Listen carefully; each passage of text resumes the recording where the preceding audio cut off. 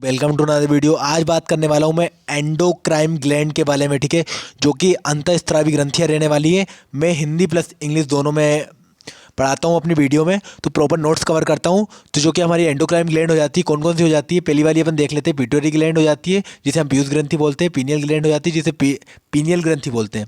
फिर thalamus gland हो जाती है थर्ड वाली, जिसे बल्य ग्रंथि बोलते हैं।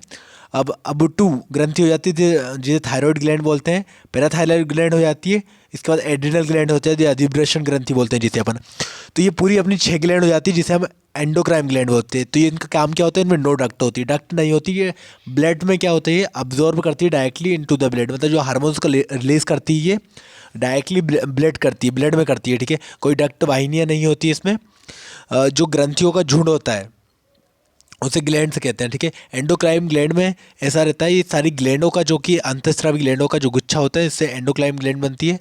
तो अपन अब इस वीडियो में डिस्कस करेंगे पिट्यूटरी ग्लैंड, पीनियल ग्लैंड और थाइमस ग्लैंड। फिर नेक्स्ट वीडियो में ये अपन 3 ग्लैंड जो रह जाती है, थाइमस, थायराइड, पैराथायराइड और जो एड्रिनल ग्लैंड, इनमें क्योंकि वीडियो ज़्यादा लंबी हो जाती है तो गाइस दिक्कत आती है, थोड़ी देख नहीं पाते हो प्रॉपर। तो अपन एनाटॉमी पूरी कवर करने वाला हूँ इस वीडियो में।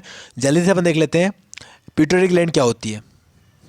तो जैसा कि आप सब जानते हैं, पीयूष ग्रंथि, पिट्यूटरी ग्लैंड, ये मस्तिष्क में होती है, जो कि खुद तो हार्मोन्स रिलीज करती भी है, पर आल ऑर्गन के सभी, मतलब जो ग्लैंड्स रहती है उन पर भी कंट्रोल करती है, उन पर भी कंट्रोल करती है। जो हमारी, जो कि मटर के दाने आकार की रहती है, मस्तिष्क में रहती है, ठीक है। ये इंट्रो के बारे में देख लेते हैं, तो ये इंट्रो हो जाता है इसका, जो कि मैंने बता ही चुका हूँ। फिर भी अपन देख लेते हैं एक बार नोट्स कवर करने के चक्कर में।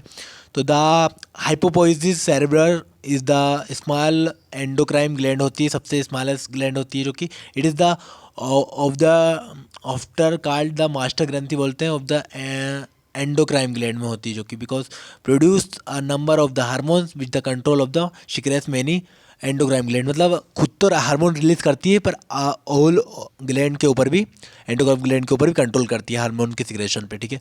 इसके अलावा सिचुएशन के बारे में बात करें तो इस लाइनिंग सेरेनली कैविटी में होती है, in the floor of medial cranial fossa में, ठीक है। The hypophysis fossa of the pituitary fossa और sella turcica of the sphenoid bone में होती है, जो कि अपने मस्तिष्क में होती है। It is the situation relation of the base of the brain, brain का जो बेस होता है उसमें होती है ये situated. The fossa of the roof by the diaphragma sellae में होती है, जो कि फोसा होता है एक, उसमें सिचुएटेड रहती है। इसके अलावा हम देख लेते हैं इसका डायग्राम और ब्लड सप्लाई सब देखते हैं अपन एक एक करके, जो कि अपना पिट्यूटरी ग्लैंड का पूरा ये डायग्राम हो जाता है, देख सकते हो आप। तो इसमें पेरा ट्यूबेरिस, मतलब सबसे नीचे से अपन पेरा इंटीरियर हो जाता है, इसके अलावा पोस्टीरियर भी होता है, क्लेफ्ट हो जाता है, पेरा इंटरमीडियल होता है, पेरस पोस्टीरियर हो जाता है अपना पिट्यूटरी ग्लैंड का, ठीक है। इसके अलावा पेरा ट्यूबुलस हो जाते हैं, इन्फ्यूडुलम हो जाता है ये, मीडियल एमिनेंस हो जाता है, ऑप्टिक चेस्मा हो जाता है, इन्फ्यूडुलम रेसा ऑफ द वेंट्रिकल हो जाता है ये अपना बीच वाला पार्ट।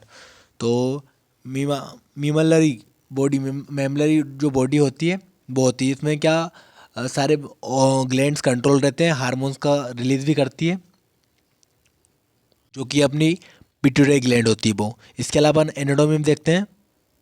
इसके अलावा डायफ्रामा सेला जो रहती है हमारी, एंड अटैच होती है floor of the third ventricle brain से, ठीक है। शेप के बारे में बात करें तो ओवल शेप होता है इसका, मटर के दाने आकार का ओवल शेप होता है, जो अपन ने ऊपर देखा था। मेजरमेंट की बात करें तो एंटीरियर पोस्टीरियर के बारे में बात करें तो 8 mm होती है, और ट्रांसवर्सली होती है 12 mm। वेट 500 ग्राम होता है, 15 ग्राम होता है, जो कि mg। सब डिवीज़न के बारे में बात करें तो 2 लोब होते हैं इसके, एंटीरियर लोब और पोस्टीरियर लोब, जो कि अपन ने ऊपर देखे थे। तो एंटीरियर में क्या होता है और पोस्टीरियर में क्या होता है, तो अपना एंटीरियर में हो जाता है पेरा एंटीरियर और पेरा पोस्टीरियर में पेरा इंटरमीडियल आ जाता है, इन्फ्यूडिबुला स्टेम्स आ जाती है, पेरा ट्यूबरलिस आ जाती है, मीडियल एमिनेंसिस आ जाती है, ठीक है, एमिनेंसिस आ जाती है, जो कि हमारी सब डिवीज़न में। रिलेशन के बारे में बात करें तो सुपरियरली आ जाता है, इन्फीरियरली, इंटरमीडियली, और इस साइड में होता है कंट्रोल करती है, जो कि अपनी लेटरल पार्ट को। डायफ्रामेटिक सेल आ जाता है, ऑप्टिकल चश्मा आ जाता है, हाइपोपोइसस फोसास आ जाते हैं, हाइपोफोसल फोसास आ जाते हैं। इसके अलावा आ जाता है हमारा सेफनोइडल एयर निन्स आ जाता है, सिंस आ जाता है, क्योंकि सिनुन्स आ जाता है। इसके अलावा कवर नोशा होता है। इसके अलावा देख लेते हैं आर्टरी सप्लाई, ब्लड सप्लाई। जैसा कि मैंने बताया था आपको कि ब्लड सप्लाई में सुपरियल हाइपोफाइसिस आर्टरी आ जाती है, फिजियल आर्टरी, ठीक है, इंटर हाइपोफाइसियल आर्टरी आ जाती है, हाइपोफिजियल आर्टरी आ जाती है, जो कि ब्लड सप्लाई करती है इसमें। इसके अलावा हार्मोन्स का सिक्रेशन भी यही करती है। अप्लाई थोड़े क्लिनिकल एंड्रोमी देख लेते हैं। पिट्यूटरी ट्यूमर हो सकता है, हाइपोफोजियल इनलार्ज हो जाता है, और ट्यूमर भी हो सकता है, ये बता दिया मैंने।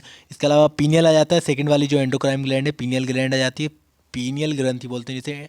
इंट्रो के बारे में देख लेते हैं। तो the pineal body is a smaller glandular structure का होता है। इसका सिचुएशन के बारे में बात करें तो ये होती है to two superior collicle and attach होती है, मतलब बीच में होती है टू सुपेरली कोलिक्स के बीच में। इट इज़ द अटैच होती है stake to the region of the posterior wall of the third ventricle of the brain. Brain में होती है पीनियल ग्लैंड। शेप के बारे में पैरा शेप होता है, पैर शेप की होती है। इसके अलावा अपन देखते हैं, इसके अलावा मेजरमेंट की बारे में बात करूँ तो लेंथ हो जाती है इसकी 8 mm, विड्थ हो जाती है 4 mm, ठीक है।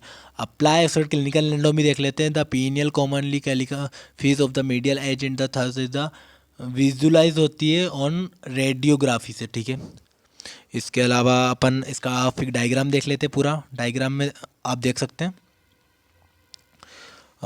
फॉरनेक्स आ जाता है, कार्पस कोलियस आ जाता है, लेटर वेंट्रिकल आ जाता है, एंटीरियरली हो जाता है, ये पोस्टीरियरली हो जाता है, पोस्टीरियरली ये वाला हो जाता है, हाइपोथैलेमिक आ जाता है, स्प्लेनिक आ जाती है पूरी ये, जो कि हार्मोन रिलीज करती है, और इसके पूरे पार्ट आ जाते हैं, ठीक है।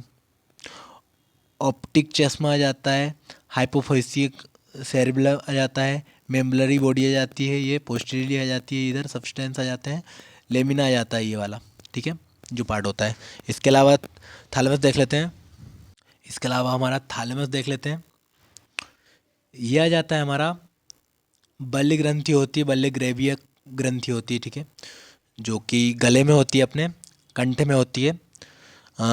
तो अपन देखते हैं इंट्रो के बारे में इसके। तो इंट्रो जो हार्मोन्स का रिलीज करती है थैलेमस ग्लैंड भी। The thalamus is a important lymphoid organ होता है, एक लिम्फोइड ऑर्गन होता है, लिम्फ के द्वारा काम करता है। It is the bell developed at birth में हो जाता है, कंटिन्यू ग्रो होता है प्यूबर्टी तक, ठीक है। Thereafter undergoes gradual atrophy and the displacement of fat. The जो थाइमस इज़ अ फ्लैटेंड होता है, बिलोबेड स्ट्रक्चर होता है, एंड हैज़ पिंक होता है, लोबुलेट होता है, अपरेंस होता है, and the side of the developed of the T lymphocyte होती है इसमें, ठीक है। टी लिम्फोसाइड मतलब सपोर्टिंग सेल भी होती है एक इम्यूनिटी के, में आप पढ़ेंगे। स्ट्रक्चर होता है इसका, it is the structure in the anterior and posterior mediastinum of the thorax extending above into the lower part of the neck. Lower part होता है जो कि नेक का, उसमें सिचुएशन होती है। इसकी वेट के बारे में बात करें तो बर्थ के समय होता है इसका 10 to 50 ग्राम, ठीक है। प्यूबर्टी में आ जाता है हमारा 30 to 40 ग्राम, ठीक है। अबाउट अडल्ट लाइफ में होता हो जाती है, नॉर्मली रहती है हमारी लाइक 10 ग्राम की हो जाती है, ठीक है, 10 ग्राम की हो जाती है। इसका डायग्राम रिलेशन और आगे एनाटॉमी देखते हैं। इसके अलावा आप डायग्राम भी देख सकते हो। थैलेमस ग्लैंड होती है ये हमारी, जो कि ट्रेकिया के नीचे होती है। लोब ऑफ द थैलेमस होता है ये अपना पूरा, यह सिचुएटेड रहती है नेक में। Lower part of thyroid gland होती है उसके जस्ट नीचे होती है, ठीक है। और रिलेशन के बारे में बात करें एंटीरियर और पोस्टीरियर में, दोनों में, तो इसमें होता है हमारा यस।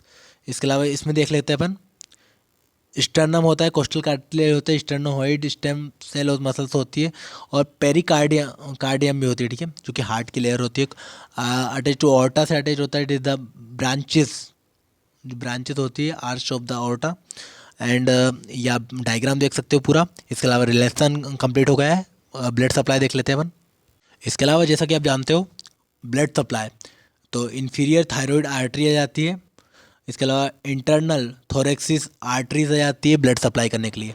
और वेन ड्रेनेज के बारे में देखते हैं तो लेट ब्रांचिकोलिक वेन आ जाती है, इंटरल थोरेसिस वेन आ जाती है, इंटीरियर थायराइड वेन आ जाती है। ठीक है, आप नर्व सप्लाई के बारे में बात करें तो फेरेनिक नर्व आ जाती है, सर्वाइकल नर्व आ जाती है। ठीक है, फंक्शन के बारे में बात करूँ तो फॉर्मेशन ऑफ द लिम्फेसाइट, फॉर्मेशन करता है लिम्फेसाइट का। ठीक है, अप्लाई एक्सरेट क्लिनिकल एनाटॉमी में देख लेते हैं। थायराइड ट्यूमर होता है, इसमें डिसेस में हो जाता है, ट्यूमर हो सकता है इसमें कॉमनली। तो ये हमारी हिंदी और इंग्लिश में पूरी कवर करता हूँ। आप सोचते हो कि यार ये चीज़ें और हिंदी में डिस्कस करें तो इतनी तो भाई आप मेडिकल स्टूडेंट के एक मेडिकल फील्ड में जा रहे हो तो इतनी तो इंग्लिश बनती है अपनी। ठीक है, क्योंकि हालांकि मेरी भी इंग्लिश थोड़ी वीक है बट फिर भी मैं कवर कर रहा हूँ काफ़ी चीज़ें। इसके अलावा अपन ने आज एंडोक्राइन ग्लैंड की 3 ग्लैंड कंप्लीट कर ली, 3 बाकी बची है जो थायराइड ग्लैंड होगी, अपनी पैराथायराइड और एड्रिनल ग्लैंड नेक्स्ट वीडियो में करूँगी, क्योंकि वैसे भी वीडियो 10 मिनट से ऊपर हो गया है, ज़्यादा बड़ी वीडियो देखने में मज़े नहीं आती। इसके अलावा अपन नेक्स्ट वीडियो में और डिस्कस करता हूँ, 3 ग्लैंड और बची है हमारी, तो नेक्स्ट वीडियो विजिट जरूर करें। जब तक के लिए thank you, bye bye, tata, love you all.